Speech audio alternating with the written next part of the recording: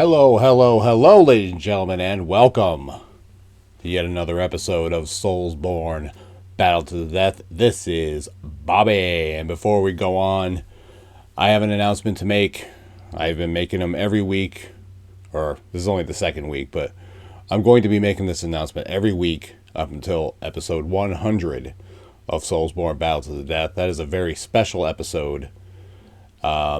SoulsBorne Battle to the Death, win, lose, or draw on episode 100 is going to be a SoulsBorne Battle Royal. So we're going to celebrate episode 100 with a very special Battle Royal. I will pick many different SoulsBorne bosses. I will not do bios. It's way too many bios. But I will pick a winner from those many choices that I have created. So that's what we're going to do on episode 100 of SoulsBorne Battle to the Death. But this is 95, episode 95 of SoulsBorne Battle to the Death. And we're going to pick two random SoulsBorne bosses. And then, oh God, what activity did I just pick for them? I just completely forgot. Oh yeah, they're going to participate in a baking contest. And whoever bakes the most delicious treats will be the winner. I almost forgot what I'd chosen there for a second. And you can probably see why. I mean, why would you think of a baking contest for SoulsBorne bosses? What kind of moron would think of something like that? I don't know. Certainly not me, that's for sure. I had nothing to do with it. All right. The battlefield has been cleared. It can house any and all SoulsBorne bosses. It has housed all of them at least once in a SoulsBorne Battle Royal that we had several months ago. There are some special spots in this little generator that I created that can create some interesting scenarios, so anything can happen on SoulsBorne Battle to the Death. We're going to stop this wheel, and we are going to see who participant number 1 is going to be on this episode 95 of SoulsBorne Battle to the Death.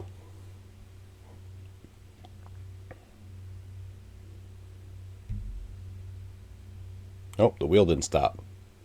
Son of a snapper. Okay, let's try this again. Chaos Witch Quelaag, who I just battled, well, not just. This was probably a couple months ago or so on the Dark Souls Remastered No Estus run. Win or bust, I faced Chaos Witch Quelaag. For those that don't know, that means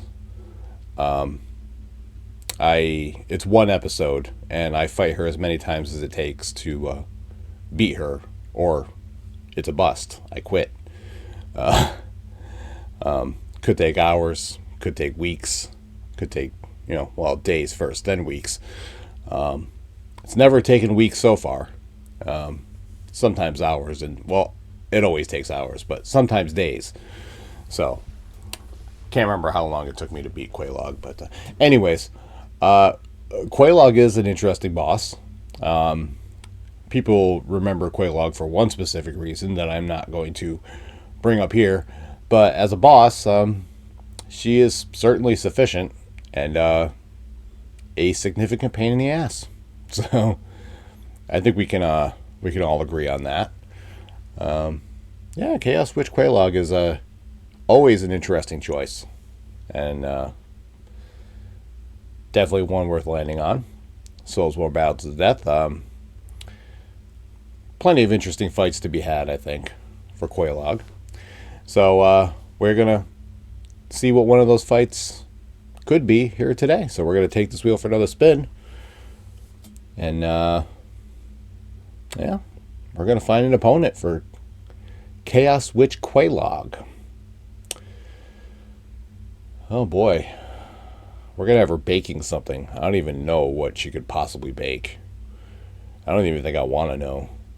Probably whatever she bakes, she could probably keep. I don't really even think I want it, so. It's very nice of her to do, but I'm not interested, so. All right. Chaos Witch Quelaag on one end of the battlefield. Now the other end of the battlefield, we have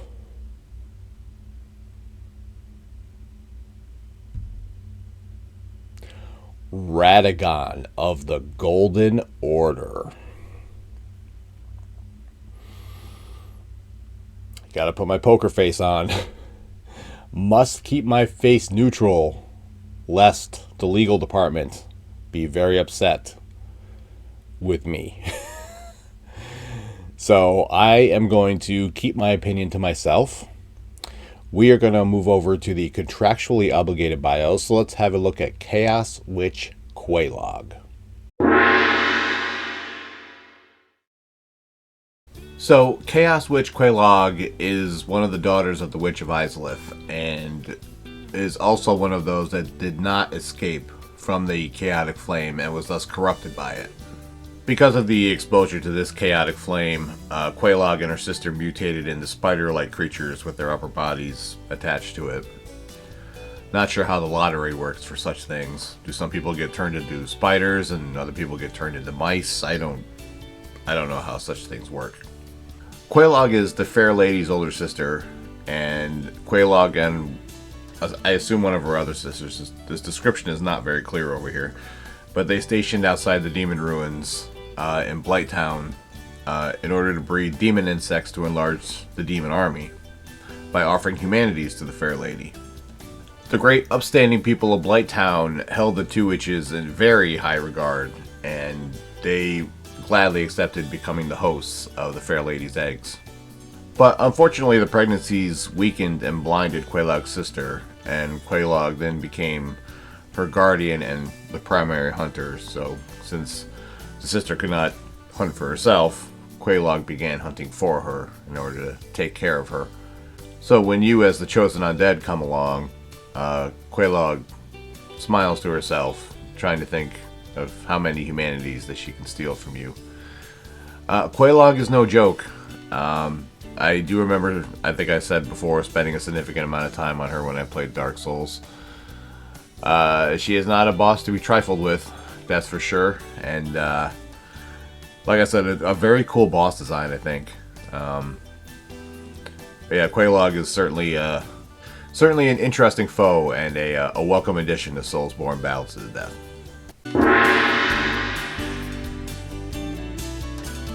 Radagon, for his part, goes on to marry Marika. A sculptor commissioning a statue of Radagon discovers that they are the same person somehow. So the secret is hidden inside the statue. Radagon and Marika go on to have two children, Melania and Mikola. Again, same person. Don't know how this happens. Miyazaki alert, Miyazaki alert. Radagon and Marika go on to have two children, Melania and Mikola. Again, same person. One day, out of the clear blue sky, Marika decides to shatter the Elden Ring, an act that Radagon is opposed to. But since they share the same body, Radagon suffers the same fate as Marika does, basically.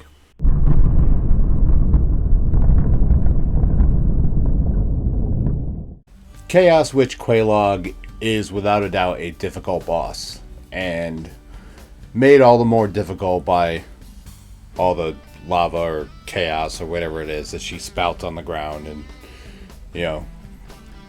basically makes the floor lava, as the kids say these days. She has her own level of difficulty and can definitely make things a very unpleasant experience. However, this is Radagon of the Golden Order we're talking about, and I don't think there's going to be too many that disagree with me when I say that Radagon of the Golden Order will win this fight without very much trouble at all. Radagon is relentless. Radagon can hit from basically anywhere, and I don't think Radagon will be too terribly affected by all of the chaos all over the level. So yeah, that's pretty much my my very brief and final opinion is that Radagon of the Golden Order will win this fight in very short order. But that is just my opinion. Feel free to leave yours in the comments. And with that, yet another edition of SoulsBorne Battle to the Death draws to a close. RobertBlanchardBooks.com. If you're interested in the award-winning Roar of a Dragon series, you can read the first 3 chapters of each book there for free. If you'd like to hear more about them, the Rise of Dragons podcast, wherever you find your favorite podcasts. My Linktree, my Instagram, my Twitter, all Bobby's World 2110. Mondays, 3 p.m. Eastern Standard Time is the Dark Souls Remastered No Estus run, and I have ventured into Anne Orlando.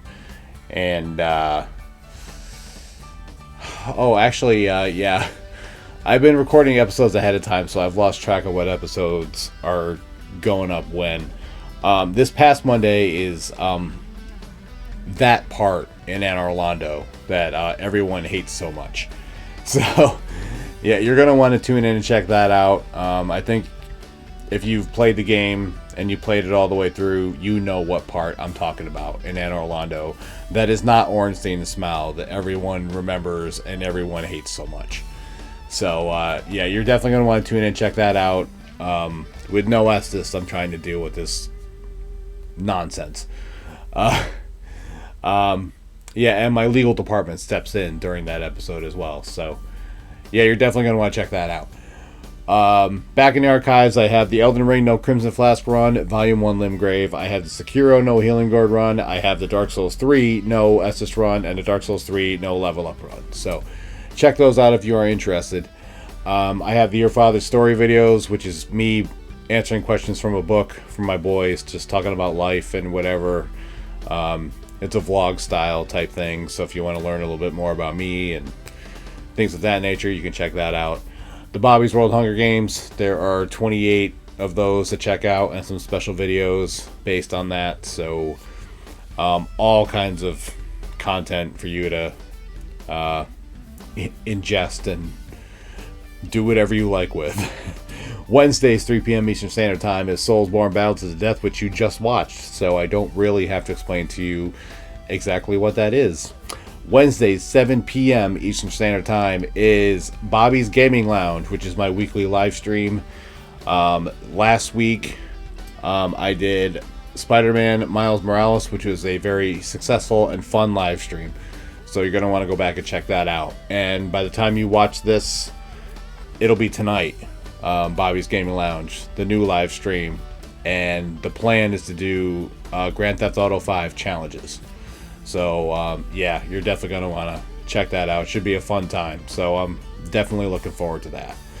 I'm so happy to be able to be doing live streams on a weekly basis. It's a lot of fun, and some friends pop in generally in the chat every now and again and make things a whole lot more fun and interesting. So yeah, that's pretty much all I got for you in terms of content, and plenty more on the way, as always. Thank you all so much for watching. Leave a like, subscribe, notifications, and all that jazz. I've talked a lot about the growth and the love and support on the channel, and how much it means to me, and how much it makes the grind so much more satisfying. Working a full-time job, and then basically coming home and just working basically another full-time job.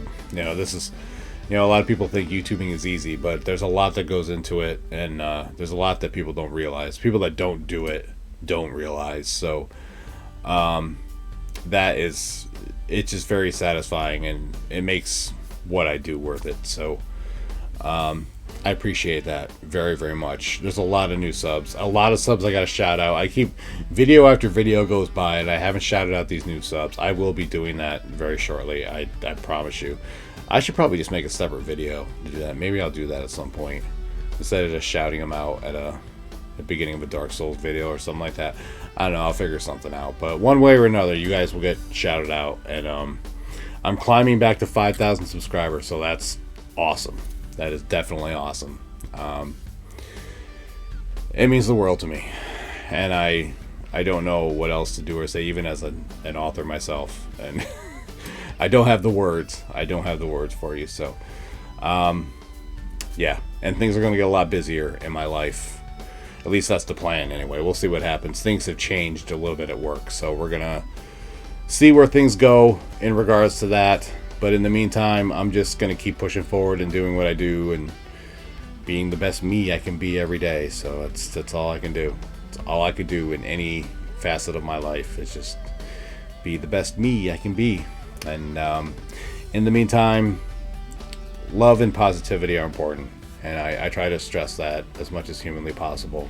There's just not enough of it in the world, and I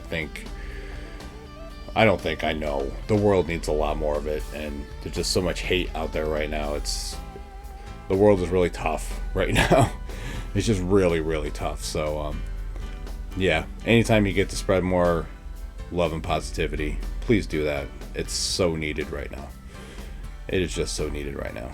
So, I think that's all I have for you guys. So, I hope everyone has an amazing week.